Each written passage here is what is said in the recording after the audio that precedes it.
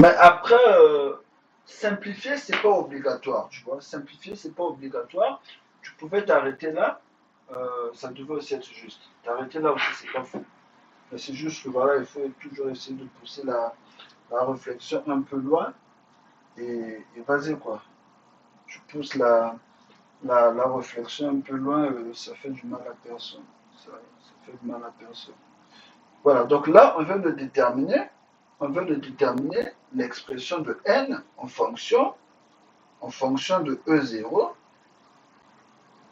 Je cherche le sujet en fonction de E0 et H. Est-ce que c'est compliqué?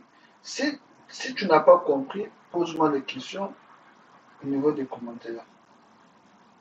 Au niveau des commentaires. Je cherche le sujet.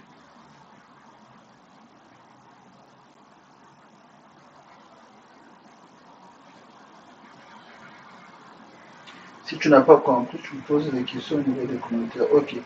On a dit, sachant que la longueur d'onde de la radiation émise de la transition E2, E1 est. Donc, on nous donne la valeur de la fréquence. On nous dit que la fréquence de la transition 4,2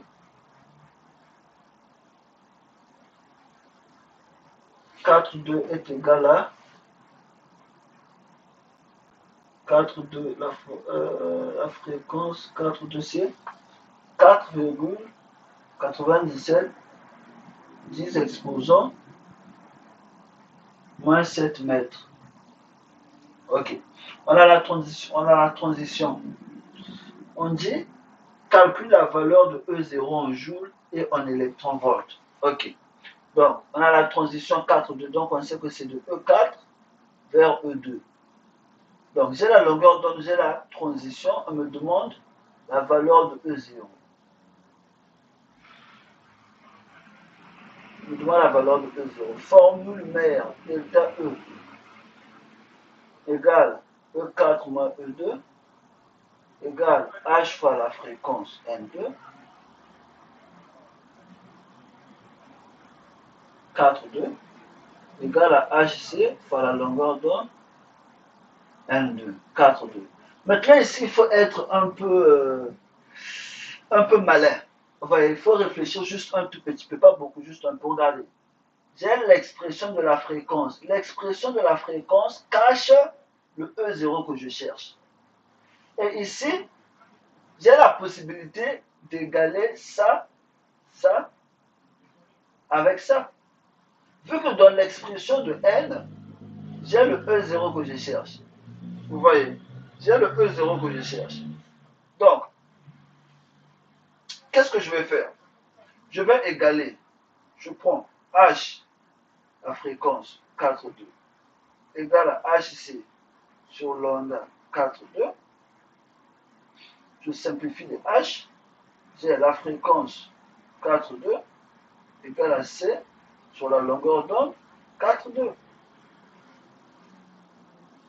Donc j'ai la fréquence 4,2 est égale à C sur la longueur d'onde 4,2. Or, l'expression de la fréquence, on l'a déterminée. C'est quoi? L'expression de la fréquence, on a déterminé c'est quoi? C'est là. 3E0 sur 16H. Ça m'a donné 3E0 sur 16H. Donc, là où il y a N4,2, je vais remplacer par 3E0 sur 16H. Donc, j'aurai 3E0 sur 16H est égal à C sur la longueur d'onde.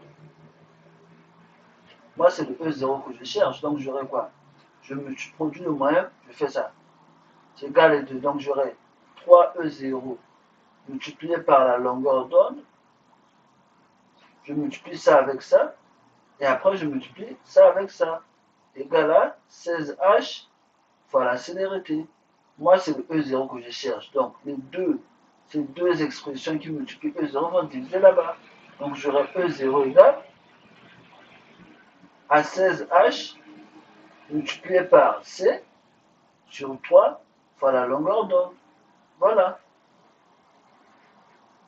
j'ai déterminé l'expression, la valeur de E0. Tout en sachant que ça, c'est connu. Je connais le H. H, c'est 6,62, 10 exposant moins 34. La célérité, c'est 3 fois 10 exposant 8. C'est exposant 8. C'est moins 8 ou 8, je sais plus. Attendez, je vais voir dans l'exercice.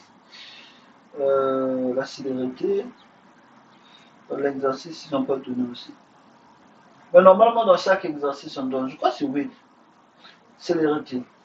Ok. Et la longueur d'onde, c'est donné. La longueur d'onde, c'est donné, c'est là. Voilà. Tu as la valeur de la longueur d'onde. Donc, du coup, on fait l'application numérique.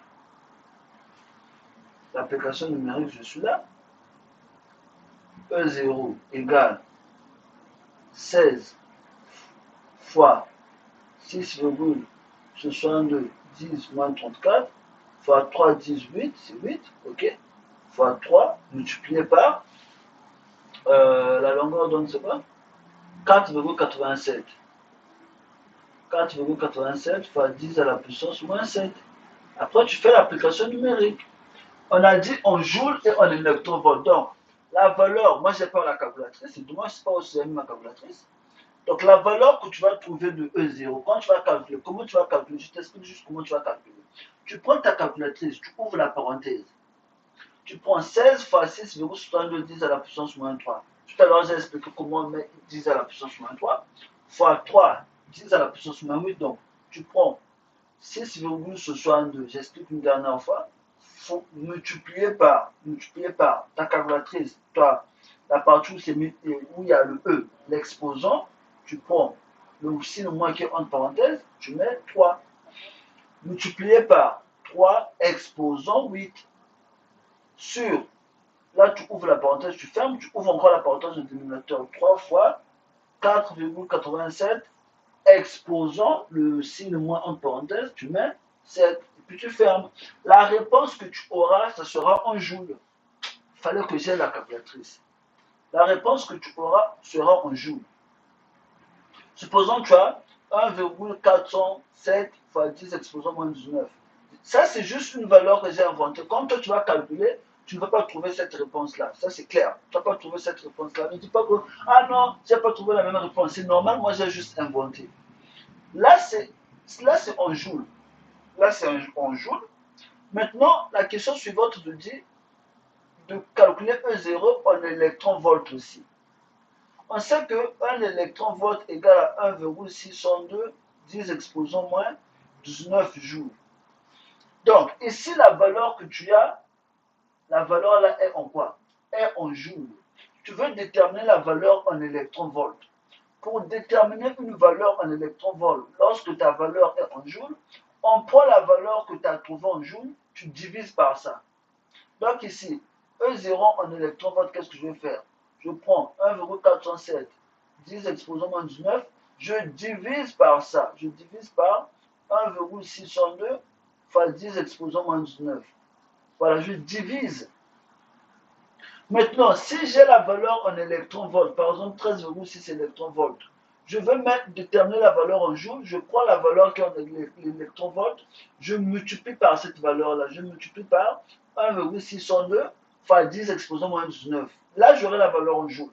Par contre, si la valeur est en joules, moi je veux ramener la valeur en électron-volt, je prends la valeur qui est en joules, je divise par la même valeur. Je divise ça par la même valeur, par cette même valeur, et puis j'aurai la réponse sur l'électron-volt. C'est ce que j'ai fait ici. Donc je prends 1,470 exposant moins 19, je divise ça par 1,602 10 puissance moins 19, et là, j'aurai la valeur de E0 en électron-volt. Ce sont des choses faciles, c'est très facile, c'est pas compliqué. C'est très très facile. Donc voilà, la prochaine fois, je ferai le nécessaire pour avoir une calculatrice. Comme ça, on va calculer ensemble et tout. Donc, dites-moi en commentaire combien vous avez trouvé la valeur de E0. Normalement, c'est 13,6 que vous devez trouver. Donc voilà, on s'arrête là pour cette vidéo. Et travailler sont des choses très faciles. Pour ma part, je vous dis à la prochaine vidéo. Bye bye.